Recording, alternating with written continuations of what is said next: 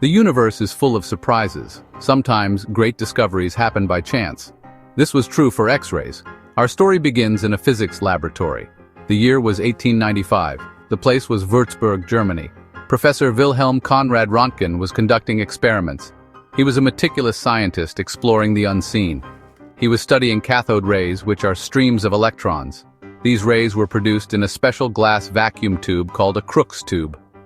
On that fateful evening of November 8th, Röntgen had covered his Crookes tube with black cardboard.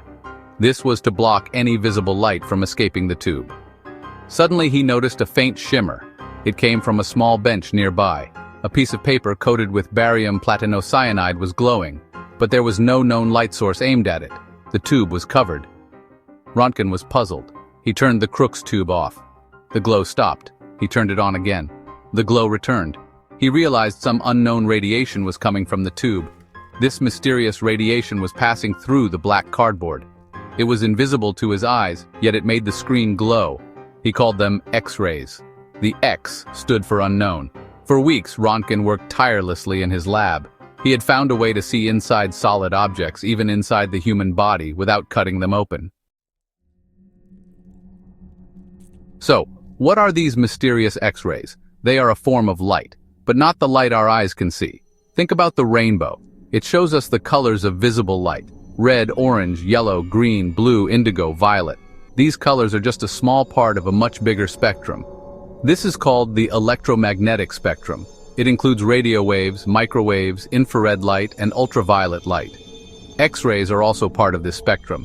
They sit beyond the ultraviolet, possessing much more energy. X-rays have very short wavelengths. This means the distance between the peaks of their waves is tiny, much tinier than visible light. Because their wavelengths are so short, they also have very high frequencies and high energy. This high energy is the key to their power. It allows them to penetrate materials that visible light cannot. To produce X-rays, we use a device similar in principle to Röntgen's Crookes tube. It's called an X-ray tube. Inside this tube, there is a vacuum. A high voltage accelerates electrons to incredible speeds. They fly across the vacuum and smash into a metal target, often made of tungsten. This sudden impact causes the electrons to lose energy, releasing X-ray photons. The magic of X-rays lies in how they interact with matter. When X-ray photons travel through an object, they don't all pass through equally. Some are absorbed, some are scattered, others pass right through. What happens depends on two main things. It depends on the energy of the X-rays themselves, and it depends on the density and atomic number of the material they are trying to pass through. Denser materials are better at stopping X-rays. Materials made of heavier atoms are also better. Bone, for example, contains calcium. Calcium atoms are heavier and more densely packed than the atoms in soft tissues.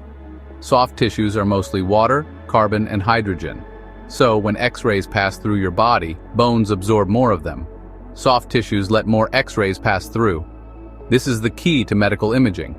When X-rays pass through an object and hit a detector on the other side, they create a shadowgram. The detector could be a photographic film, like in early X-rays. Or it could be a digital sensor, like in modern machines. Where many X-rays pass through, the detector gets a strong signal. This area appears dark on a traditional X-ray film. The news of Röntgen's discovery spread like wildfire. It captured the imagination of scientists and the public alike. Within weeks, his findings were being replicated in laboratories around the globe. But it was the medical potential that caused the most excitement. The idea of seeing inside the human body without surgery was revolutionary. Doctors immediately recognized the immense value of this new tool. For the first time, they could diagnose broken bones with certainty. They could locate foreign objects lodged inside patients. One of the very first X-ray photographs Röntgen took was of his wife, Anna Bertha's hand. The image, showing her bones and wedding ring, became iconic. Hospitals quickly began acquiring X-ray equipment. Though initially crude and bulky, these machines offered unprecedented diagnostic capabilities. Surgeons could plan operations with more precision. Physicians could track the healing of fractures. The era of guesswork was beginning to fade in certain areas of medicine. The invisible had been made visible, offering new hope to patients and new insights to doctors. The impact was immediate and profound. The public was fascinated. Newspapers were filled with stories about this new light. The battlefield is a place of immense suffering. Before X-rays, locating bullets and shrapnel within a wounded soldier's body was a grim task. Surgeons often had to probe wounds blindly. This caused more pain and increased the risk of infection. Many limbs were amputated simply because the extent of the damage or the location of foreign objects could not be accurately determined. The arrival of X-ray technology offered a new ray of hope. It promised to make military medicine more precise and more humane. The first significant use of X-rays in conflict was during the Second Boer War in South Africa, around 1899. British forces deployed early X-ray units.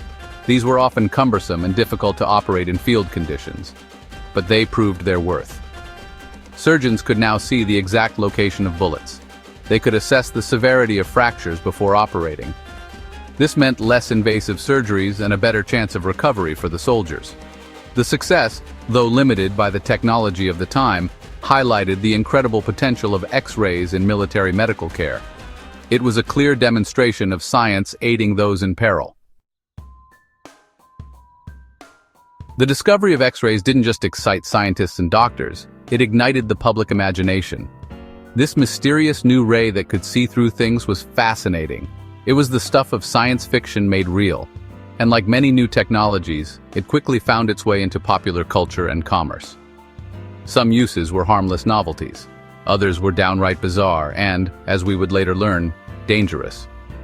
One of the most famous, or infamous, early commercial uses was the shoe-fitting fluoroscope. These machines became common in shoe stores from the 1920s to the 1950s. Children and adults would place their feet into an opening at the bottom. Looking through a viewer at the top, they could see an X-ray image of the bones in their feet inside the shoes. It was marketed as a scientific way to ensure a perfect fit. Kids loved it. It was like a fun gadget. Parents thought they were being modern and careful. Little did they know about the radiation doses they and their children were receiving. X-rays also became a source of entertainment. While the public and some entrepreneurs embraced X-rays with unbridled enthusiasm, a darker side began to emerge. The very pioneers who worked closely with X-rays started experiencing strange health problems. These early researchers and radiologists were often exposed to high levels of radiation for prolonged periods. They had no shielding. They would often test the X-ray beams by placing their own hands in front of them. They were, in essence, human guinea pigs, unknowingly charting the hazardous territory of this new radiation. Early reports described skin redness, similar to sunburn, after exposure. This was often called X-ray dermatitis. For those with repeated or intense exposure, this could progress to painful burns, blisters, and chronic ulcers that wouldn't heal. Hair loss in exposed areas was another common early sign.